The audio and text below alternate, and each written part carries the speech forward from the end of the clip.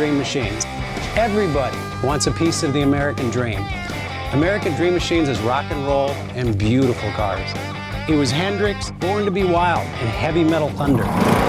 These were the designs of Harley Earl, a masterpiece grille. These are the cars that people dreamed about in the 50s, and they still dream about them today. True works of art on four wheels.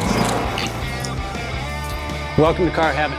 The quality of our cars every year gets better and better, and this 4,000 square foot studio tells no lies. American Dream Machines was inspired by the fire-breathing big block designs of Duntop and Bill Mitchell. These were the baddest cars in 1967. It's not all about the numbers. If we can get 500, 600, 700 horsepower in one of these street beasts, it's a whole lot of fun.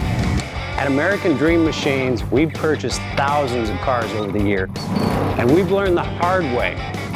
We had to fix them. Our mechanics and restoration staff here are the dream team, and they get 200 cars a year ready for our customers. Yes, I love that. American Dream Machines opened our doors in 2003. We've sold thousands of cars all over the country and all over the world. We have beautiful cars here, and you should own one. So you want to drive the Buick in the back?